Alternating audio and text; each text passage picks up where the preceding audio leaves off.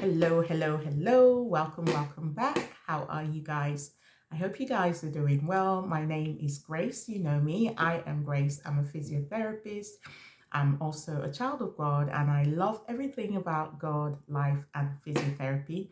So, in my channel, I love to talk about everything God, life, and how you can start your journey in the United Kingdom as a physiotherapist. If you're an international physiotherapist or if you're somebody that's in the United Kingdom and you want to start work as a physiotherapy assistant or physiotherapist, but you don't know how to do that, I give quite a lot of tips on my channel on how you can start your journey. I've also created some short courses for those of you that don't have a rehabilitation background, but you want to start your journey in the United Kingdom. You can check out the links under my videos. And if you have any other questions pertaining to how you can start your journey in the United Kingdom as a physiotherapist, feel free to leave me comments in the comment sections below or send me an email and I will try my best to get back to you as soon as I can. So in today's video, I wanted to say a very big welcome to all of my new subscribers. For those of you that are looking to transform, transcend, and move your life to the next level, I really wanted to say a very big kudos to you and do not give up on your dreams. Remember, faith is action. And as you're applying for those jobs, I pray that the doors of England, the doors of any country that you're looking to go to will be open wide to you.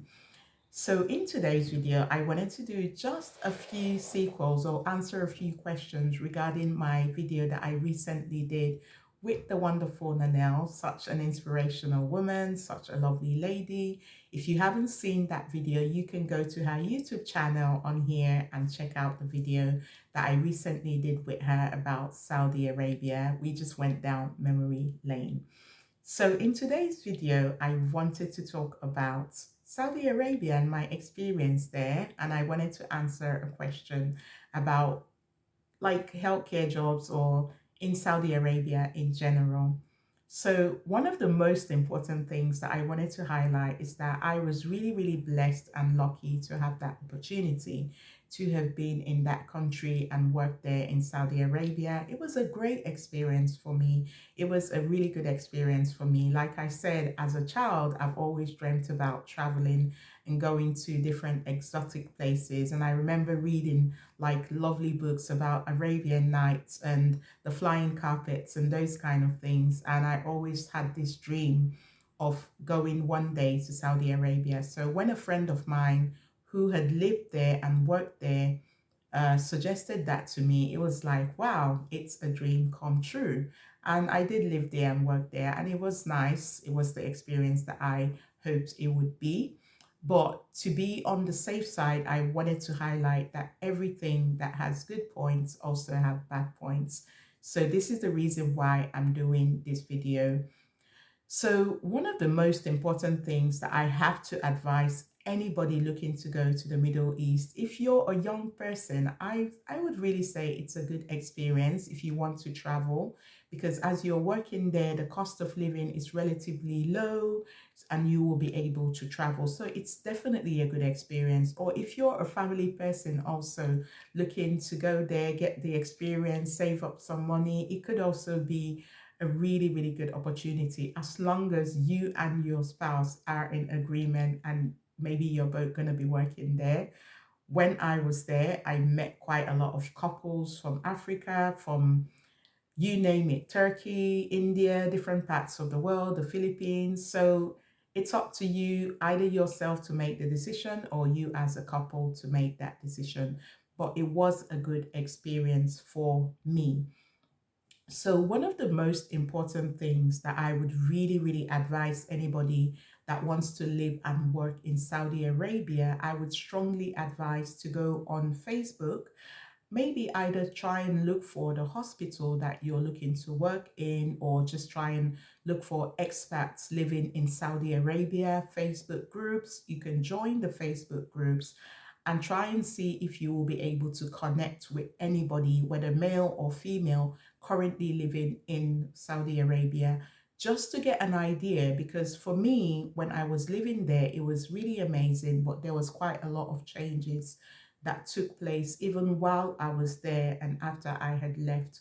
So this is the reason why I would really, really strongly recommend, if you're looking to go and live and work in Saudi Arabia, to look for a group on Facebook or anywhere else where you can connect with people that are actually currently living there now, because they're going to be able to give you the most up-to-date information about how life is and what is happening there.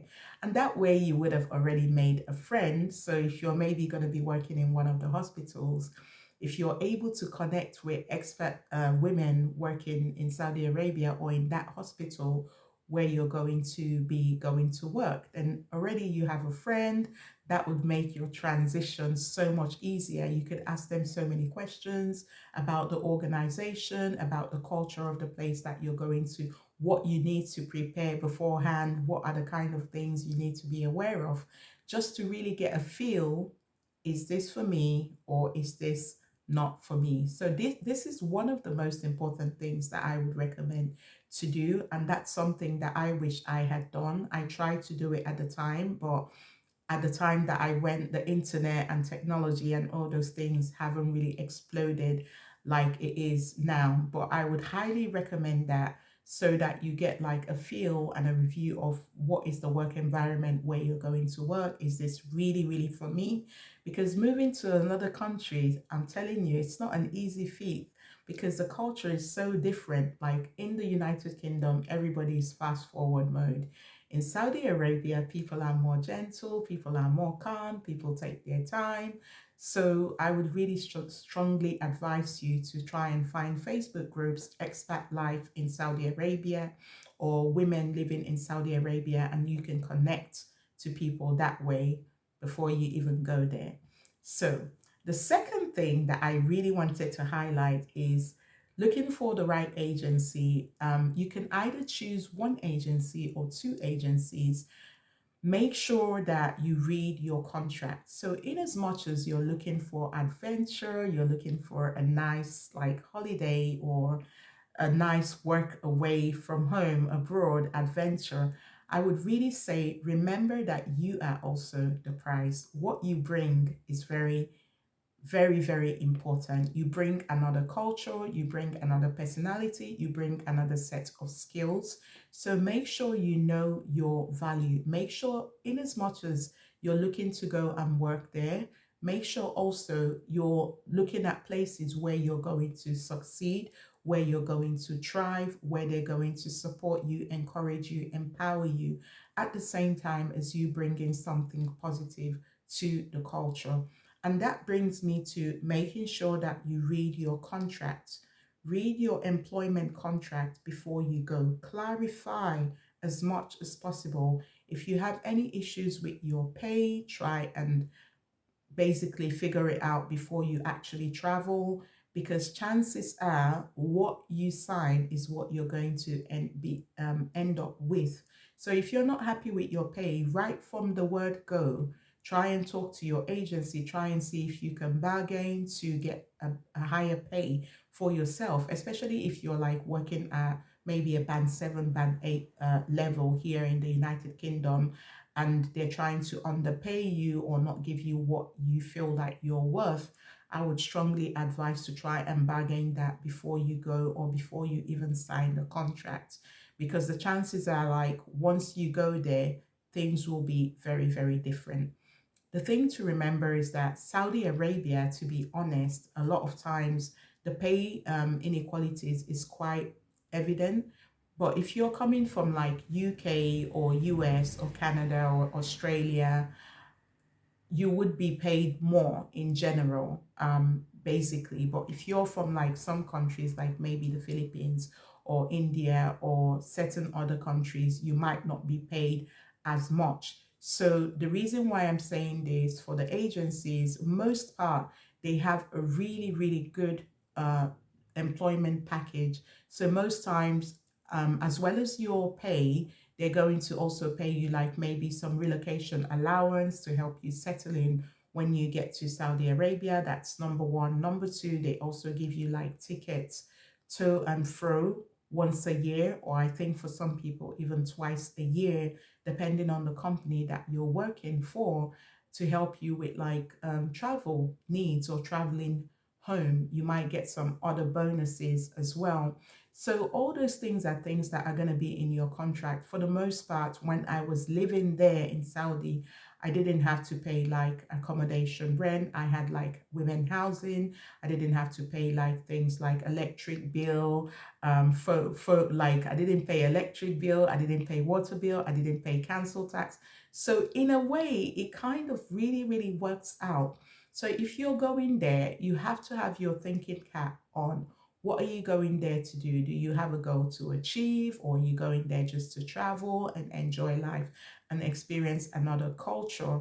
For the most part, if you're going there just for a goal, then I would say really, really focus on your goal. Saudi is a really nice place. It's a beautiful city, and they have a lot of beautiful malls. Like, oh my God, the malls are to die for, and the things in them are even more beautiful. So if you're someone that really, really likes to bling bling spend, then you probably would have no money left by the time you, I don't know, leave Saudi, or, whatever your plans are. But you have to make sure that you have fun, go out, enjoy, explore. There's so many nice places to explore, but also make sure that you keep your focus on what you went there to do. So for me, I came there with an agency, and in a way, I felt like it was a blessing because the agency really, really, they had a very good relationship with the hospital where I worked. So they already established a very, very good relationship, and the agency did a lot of the legwork for me. So what I mainly did was I did the interview with the managers, and they approved that they liked me to come there to work, and then I had to provide all the other things. You would still need to provide like your identity checks, your data broker check or police report. You would still need to do like, maybe for me, I had to do like basically my professional registration, which I had to do an exam and pass that exam to get the professional license to practice in Saudi. But most times they will let you go to Saudi, and then while you're there, you would sit for the professional exams if you need to sit for it. But you need to make sure that you have your professional registration here in the UK or US or wherever, whichever country that you're in, because they're going to ask you for all that. You would need to provide all your immunization records, your current employment, your references. So basically, everything that you need to work in the UK, you would need to also provide to them. And just be really, really patient, because remember, it's another country, it's an overseas country. So they would need to cross reference with the United Kingdom, your references, and all those things. So be very patient, because sometimes it will take time. So for me, it took between 6 months, 3 to 6 months for me to do all my processing and then go to Saudi. But when I got there, I met people that it took literally 3 months and everything was done, and they were already in Saudi Arabia. So to be honest, I think it's a very, very good experience, but I would highly, highly recommend that you go there with your eyes wide open rather than shut. Read all the fine lines in your employment contract. Make sure that the pay that you're getting is what you would be really, really happy with.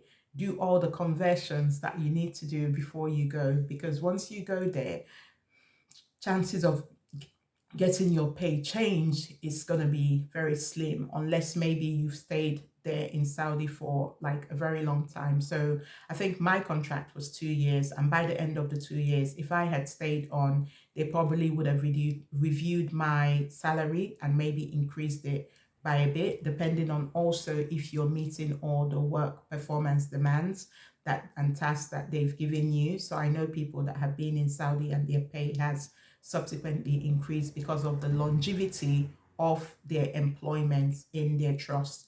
So all those things matter. So that's the most important thing I would say, is make sure that the salary that you're going to get before you go is what you really expect.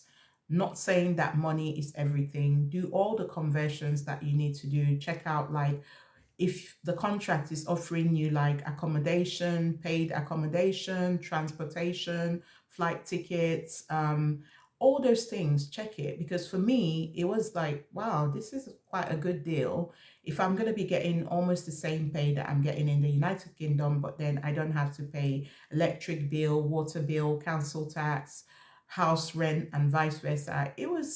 Honestly, it was really good. All I had to worry about was paying for my transportation and my feeding, which is not that bad if you're not like a really, really extravagant person. So I don't want to make this video longer than it should be. If you have any more questions, you can feel free to leave comments in the comment sections below. If you know anybody that's looking to live and work in the Middle East and would benefit from watching this video, you can feel free to also share it out to them.